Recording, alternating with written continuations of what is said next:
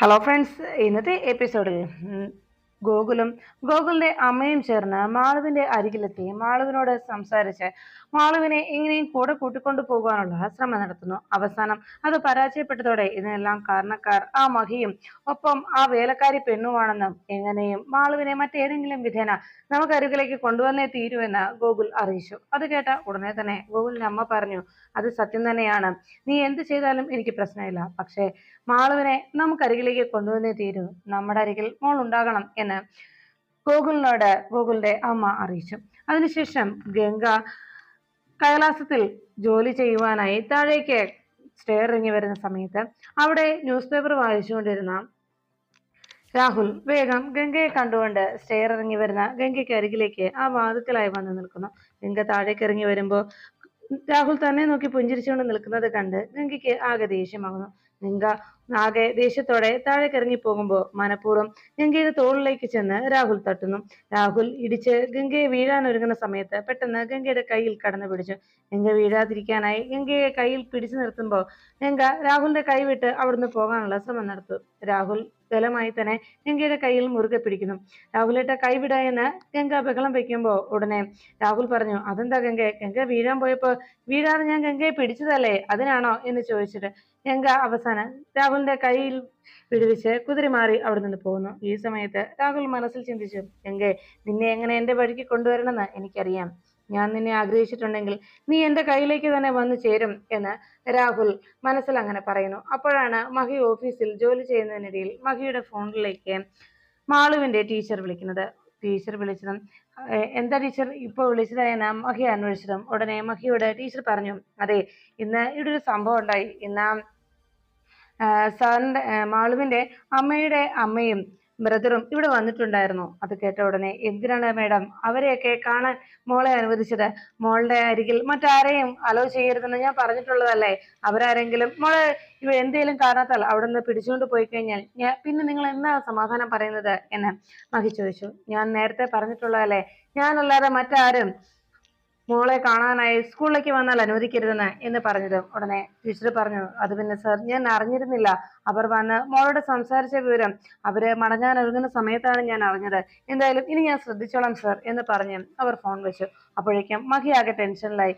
എന്തിനായിരിക്കും മോളുടെ അരികിലേക്ക് അവർ വീണ്ടും വന്നത്? എന്റെ മോളെ എന്റെ അരികിൽ നിന്ന് അടർത്തിക്കൊണ്ട് പോകാനുള്ള ശ്രമമാണ് അവർ നടത്തുന്നത്. എന്തായാലും ഇനി ഒരു കാരണവശാലും ഇതുപോലെ മുന്നോട്ട് പോകാൻ ഞാൻ അനുവദിക്കില്ല.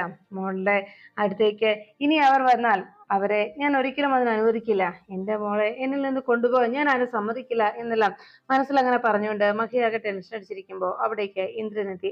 ഇന്ദ്രൻ വന്ന് മഹിയോട് ചോദിച്ചു, എന്താ മഹി, നീ ആകെ ടെൻഷനിലാണല്ലോ, എന്തെങ്കിലും ബിസിനസ്സിൽ എന്തെങ്കിലും പ്രശ്നമുണ്ടോ എന്ന് ചോദിച്ചപ്പോൾ മഹി പറഞ്ഞു, ബിസിനസ്സിൽ എന്തെങ്കിലും പ്രശ്നം ഉണ്ടായാൽ അത് ഞാൻ എങ്ങനെയും തരണം ചെയ്യും. അത് മാത്രമല്ല, എത്ര വലിയ പ്രശ്നമാണെങ്കിലും അത് ഞാൻ മനസ്സിലേക്ക് എടുക്കാറില്ല.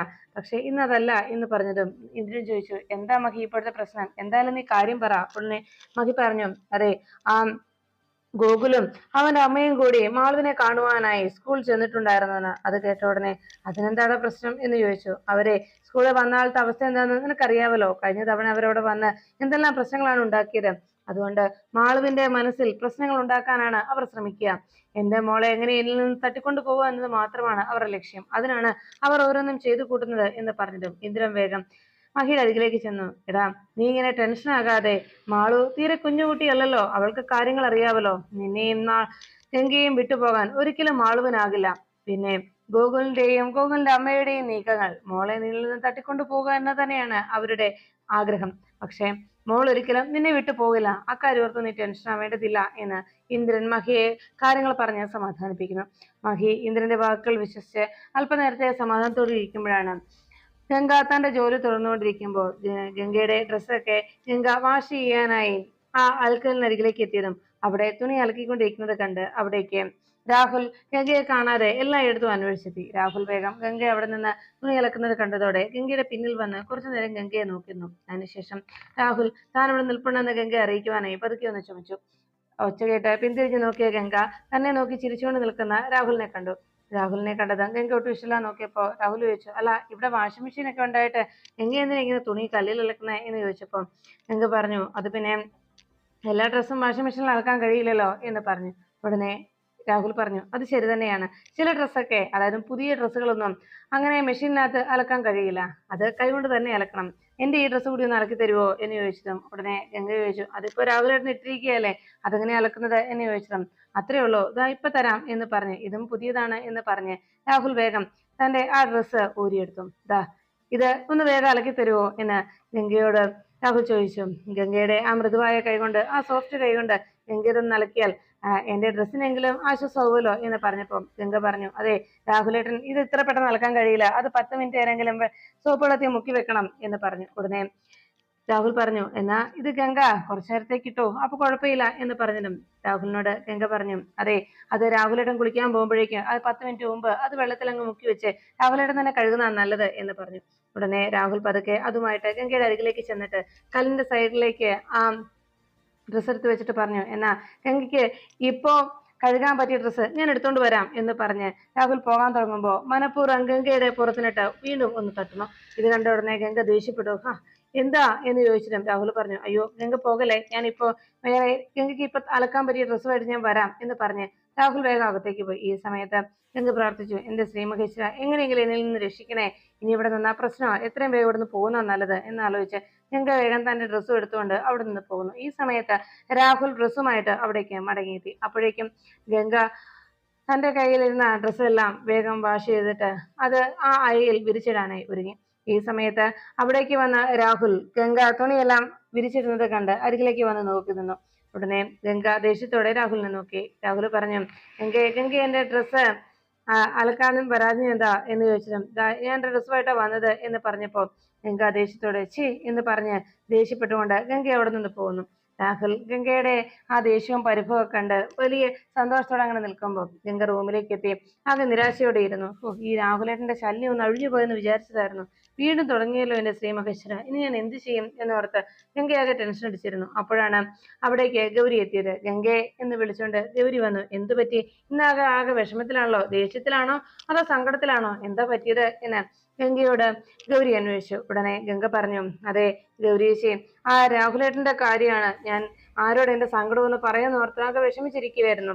ഞാൻ ഇപ്പോ ഗൗരിയേച്ചിയെങ്കിൽ എനിക്കുണ്ടല്ലോ എന്ന് ഗംഗ പറഞ്ഞു. ഉടനെ രാഹുൽ വീണ്ടും ഗംഗയെ ശല്യപ്പെടുത്താൻ തുടങ്ങിയോ എന്ന് ഗംഗയോട് ഗൗരി അന്വേഷിച്ചു. അപ്പോഴേക്കും ഉടനെ അവന് കിട്ടിയതൊന്നും പോരാഞ്ഞിട്ടാണോ, എത്ര തവണ അവന് അതിനുള്ള ശിക്ഷ കൊടുത്തതാണ്, എന്നിട്ടും അവൻ വീണ്ടും തുടങ്ങിയോ എന്ന് ചോദിച്ചപ്പോ വേഗം ഗംഗ അതിശയത്തോട് ചോദിച്ചു, അല്ല അതെങ്ങനെ ഗൗരിയേച്ചിക്ക് അറിയാം എന്ന് ചോദിച്ചപ്പോ ഗൗരി പറഞ്ഞു, അതെ ഞാനല്ലേ ആ പ്രശ്നത്തിൽ നിന്നൊക്കെ പലപ്പോഴും രാഹുലിന്റെ ആ നീക്കങ്ങളിൽ നിന്ന് ഗംഗയെ രക്ഷിച്ചത് ഞാനായിരുന്നില്ലേ എന്നറിയിച്ചു. അത് കേട്ട ഉടനെ ഗംഗ അല്പനേരത്തേക്ക് ആലോചിച്ചു. അന്ന് തന്നെ പലപ്പോഴും രാഹുൽ അപായപ്പെടുത്താനായി വന്ന സമയത്തൊക്കെ ഉപദ്രവിക്കാൻ വരുമ്പോഴെല്ലാം അപ്രതീക്ഷിതമായിട്ട് രാഹുലിന് നേരെ ഉണ്ടായിരുന്ന ആക്രമണങ്ങൾ അത് എവിടെ നിന്നായിരുന്നെന്നും ആരായിരുന്നു ചെയ്തുവെന്നും പറഞ്ഞു. ഉടനെ അതിശയത്തോടെ ഗംഗ ചോദിച്ചു, അപ്പോ അന്നൊക്കെ ഗൗരീശിയാണ് എന്നെ സഹായിച്ചത്, ഞാൻ വിചാരിച്ചത് ശ്രീമഹേശ്വരൻ എന്റെ സഹായത്തിന് എത്തിയെന്നാണ് എന്ന് പറഞ്ഞതും ഗൗരി പറഞ്ഞു, ഒരു കണക്കിന് അതാണ് സത്യം തന്നെ. കാരണം ഭഗവാന്റെ ആഗ്രഹം കൊണ്ടാണല്ലോ, ഭഗവാൻ അങ്ങനെ ആഗ്രഹിച്ചത് കൊണ്ടാണല്ലോ എനിക്ക് കൃത്യസമയത്ത് ഗംഗയ്ക്ക് അരികിൽ എത്താൻ കഴിഞ്ഞതും ഗംഗയെ ആ രാഹുലിൽ നിന്ന് രക്ഷിക്കാൻ എനിക്ക് സാധിച്ചതും എന്ന് പറഞ്ഞു. ഉടനെ ഗംഗ പറഞ്ഞു, ഭാഗ്യം, ഇനിയും രാഹുലേട്ടന്റെ പിടിയിൽ നിന്ന് എന്നെ രക്ഷിക്കാൻ ഗൗരീശി ഉണ്ടല്ലോ എന്ന് പറഞ്ഞപ്പോ ഗൗരി പറഞ്ഞു, ഇല്ല ഗംഗെ, ഇനി ഞാൻ നിനക്ക് രക്ഷയായിട്ട് വരില്ല. നിന്നെ രാഹുൽ ഉപദ്രവിക്കാൻ വന്നാൽ ഒരിക്കലും ഞാൻ നിന്നെ രക്ഷിക്കാൻ വരില്ല. കാരണം നമ്മൾ എന്നും അവരെ ഭയന്ന് ജീവിക്കുന്നതാണ് ഏറ്റവും വലിയ പ്രശ്നം. ഇതുപോലെ ശക്തന്മാരായിട്ടുള്ളവർക്കെതിരെ നമ്മൾ പോരാടാനായി തയ്യാറാകണം എന്ന് പറഞ്ഞതും ഗൗരിയോട് ഗംഗ ചോദിച്ചു, അതെങ്ങനെ ശരിയാകും ഗൗരീജി, കാരണം അവരൊക്കെ വലിയ ശക്തരല്ലേ, അവർ വലിയ ബലവാന്മാരല്ലേ, അപ്പോ അവരെ നേരിടാനുള്ള ശക്തിയൊന്നും നമുക്കില്ലല്ലോ എന്ന് പറഞ്ഞപ്പോ ഗൗരി പറഞ്ഞു, അതെ അങ്ങനെ ഒരു ചിന്താഗതി അവരുടെ മനസ്സിലുള്ളത് കൊണ്ടാണ് അവർ നമ്മളെ ഉപദ്രവിക്കാൻ വരുന്നത്. പ്രത്യേകിച്ച് നമുക്ക് അവരെ ഭയമാണെന്ന് അവർക്ക് മനസ്സിലാക്കാൻ കഴിഞ്ഞാൽ, അവരങ്ങനെ ചിന്തിച്ചാൽ പിന്നെ അവർ എന്തും ചെയ്യാൻ തയ്യാറാകും. നമ്മളോട് അവർ ഈ രീതിയിൽ നിന്നല്ല, പലപ്പോഴും നമ്മളെ വേദനിപ്പിക്കുന്ന രീതിയിൽ നമ്മളെ ഉപദ്രവിക്കാനായി വീണ്ടും വീണ്ടും അവർക്കുള്ള ആവേശവും കൂടും. നമ്മൾക്ക് അവരെ ഭയമാണെന്നുള്ള ചിന്ത അവരുടെ മനസ്സിനെ അങ്ങനെ ഒരു അഹങ്കാരത്തിലേക്ക് ചെന്നെത്തിക്കും. അതാണ് സത്യം. അതുകൊണ്ട് ഗംഗ ഒരു കാര്യം മനസ്സിലാക്കണം, ഇനിയും രാഹുലിന്റെ അതിൽ നിന്ന് അത്തരത്തിലുള്ള നീക്കങ്ങൾ ഉണ്ടായാൽ തീർച്ചയായിട്ടും അവനോട് എതിർക്കണം. അവന്റെ ശക്തിയും മറ്റും മനസ്സിലാലോചിച്ച് ഭയന്നു നിൽക്കാൻ പാടില്ല. കേട്ടിട്ടില്ലേ, സാക്ഷാൽ ശ്രീ പാർവതി പോലും പരമേശ്വരൻ തന്നെ സഹായിക്കുമെന്ന് കരുതി അസുരന്മാർ തന്നെ അപമാനിക്കാനായും തന്നെ ദ്രോഹിക്കാനായി വന്നപ്പോ അവരുടെ മുന്നിൽ ആകെ വിഷമത്തോടെ നിന്ന് ശ്രീ പരമേശ്വരനെ അന്ന് പാർവതി ദേവി ആശ്രയത്തിനായി ക്ഷണിച്ചു. എന്നാൽ അന്ന് ഭഗവാൻ പാർവതി ദേവിയെ സഹായിക്കാനായി എത്തിയില്ല. പിന്നീട് ഭഗവാന്റെ അരികിലെത്തിയ പാർവതി ദേവി അതിനെക്കുറിച്ച് സംശയം ചോദിച്ചു, എന്തുകൊണ്ട് ഭഗവാൻ എന്നെ രക്ഷിക്കാൻ എത്തിയില്ല എന്ന്. അപ്പോഴേക്കും ഭഗവാൻ പറഞ്ഞെന്തെന്നറിയാമോ, ഈ പ്രപഞ്ചത്തെ തന്നെ നിലനിർത്തുന്ന നീയാണ്. അപ്പോ നിന്നിലുള്ള ശക്തിയെ നീ തിരിച്ചറിയണം. നിന്റെ ശക്തിയെ തിരിച്ചറിയാത്തത് കൊണ്ടാണ് നിനക്ക് അവരുടെ മുന്നിൽ ഭയന്നു നിൽക്കേണ്ടി വന്നത്. നിന്നിലെ ശക്തി നീ തിരിച്ചറിഞ്ഞു കഴിഞ്ഞാൽ അവരെ നേരിടാൻ നിനക്ക് സാധിക്കുമെന്നും എന്നേക്കാളേറെ ശക്തിയായി നിന്നെ ഞാൻ എന്തിനു രക്ഷിക്കാൻ വരണം എന്നും ഭഗവാൻ ചോദിച്ചു. ഭഗവാന്റെ ആ ചോദ്യത്തിൽ നിന്ന് ശ്രീ പാർവതിക്ക് സത്യങ്ങൾ ബോധ്യപ്പെട്ടു. അങ്ങനെ തന്റെ ശക്തി എന്താണെന്ന് തിരിച്ചറിയുകയും ദേവിയെ ഉപദ്രവിക്കാനെത്തിയ അസുരന്മാർക്കും മുന്നിൽ ഭദ്രകാളിയായി മാറുകയും ആ ശക്തി കൊണ്ട് അവരെ നേരിടുകയും ചെയ്തു. അങ്ങനെയായിരുന്നു പിന്നീട് ദേവിയുടെ ശക്തിയാൽ ഈ പ്രപഞ്ചത്തെ സംരക്ഷിക്കാൻ തന്നെ ദേവി തയ്യാറായത്. അതുപോലെ നമ്മുടെ ഉള്ളിലുള്ള ശക്തി എന്താണെന്ന് നമ്മൾ തിരിച്ചറിയണം. അതുകൊണ്ട് തന്നെ ഗംഗെ, ഇനിയും നിന്നെ ഉപദ്രവിക്കാനായി വന്നു കഴിഞ്ഞാൽ എപ്പോഴും നമ്മൾ ശക്തി കൊണ്ടല്ല മറ്റുള്ളവരെ തോൽപ്പിക്കുന്നത്, ചില കാര്യങ്ങളിൽ ബുദ്ധി കൊണ്ടും നമുക്ക് അവരെ നേരിടാൻ കഴിയും എന്ന് ഗംഗയ്ക്ക് ഗൗരി ഉപദേശിച്ചു. അത് കേട്ടതും ഗംഗ, ശരി ഗൗരിയേച്ചി, നീ ഞാൻ നോക്കിക്കോളാം എന്ന് പറഞ്ഞപ്പോ, എന്നാ ഗംഗയുടെ ജോലി നടക്കട്ടെ, ഞാൻ പിന്നീട് വരാം എന്ന് പറഞ്ഞ് ഗൗരി അവിടെ നിന്ന് മറയുന്നു. അപ്പോഴേക്കും ഗംഗ ആ റൂം മാളൂട്ടി എല്ലാം അലങ്കോലമാക്കിയിട്ടിരുന്നത് മാളൂട്ടിയുടെ ബുക്സും അതുപോലെ തന്നെ പാവയും ഒക്കെ അവിടെ നിന്ന് എടുത്ത് ബെഡിൽ നിന്ന് എടുത്ത് മാറ്റി കറക്റ്റായി അടുക്കിയെല്ലാം എടുത്തു വെച്ചതിന് ശേഷം കുറച്ചു നേരത്തെ ഗംഗയെ ആലോചിച്ചു. തന്നെ ഉപദ്രവിക്കാനായി രാഹുൽ വന്ന് തന്നെ നേരെ പാഞ്ഞെടുക്കുമ്പോഴൊക്കെ ഭയന്ന് നിന്നത്, രാഹുലിനോട് ഭയന്ന് തന്നെ വെറുതെ വിടണമെന്ന് അപേക്ഷിച്ചുകൊണ്ട് നിന്ന ആ കാര്യത്തെക്കുറിച്ചൊക്കെ ഗംഗ ഓർമ്മിക്കുന്നു. ഗൗരി പറഞ്ഞ കാര്യങ്ങളും ഓർത്തങ്ങനെ നിൽക്കുമ്പോൾ മാളൂട്ടി സ്കൂൾ വിട്ട് അവിടേക്ക് എത്തി. മാളൂട്ടി റൂമിലേക്ക് വന്നതും ഗംഗ അറിയാൻ എന്തോ ആലോചിച്ച് നിൽക്കുന്നത് കണ്ട് മാളൂട്ടി പതുക്കെ പതുക്കെ ഗംഗയ്ക്ക് അരികിലേക്ക് ചെന്നു. ഗംഗയെ ഠോ എന്ന് പറഞ്ഞ് ഞെട്ടിച്ചതും ഗംഗ പെട്ടെന്ന് ഞെട്ടലോടെ വേഗം മാളൂട്ടിയെ നോക്കി. അയ്യേ, ഗംഗ പേടിച്ചു പോയേ എന്ന് പറഞ്ഞ് മാളൂട്ടി ചിരിക്കുന്നത് കണ്ടതോടെ ഗംഗ പറഞ്ഞു, അതെ, ഞാൻ വേറെന്തൊക്കെയോ ആലോചിച്ച് നിന്ന് പോയതാണ്. പെട്ടെന്ന് അങ്ങനെ ശബ്ദം കേട്ടപ്പം ഞാൻ ഒന്ന് പേടിച്ചു പോയി എന്ന് ഗംഗ പറഞ്ഞു. അയ്യോ, ഗംഗ പേടിച്ചോ എന്ന് മാള് ചോദിച്ചതും, എന്നാലേ ഞാനേ അതിനെ ഒരു കാര്യം ചെയ്തു തരാം, പേടി മാറാനായിട്ട് ഇങ്ങി വാ, ഞാൻ ഒരു ഉമ്മ തരാം, അപ്പൊ പേടി പോകും എന്ന് മാള് പറഞ്ഞു. അത് കേട്ടതും ഗംഗ അരികിലേക്ക് ചെന്ന് മാളുവിന്റെ അരികിലേക്ക് ചേർന്നിരുന്നു.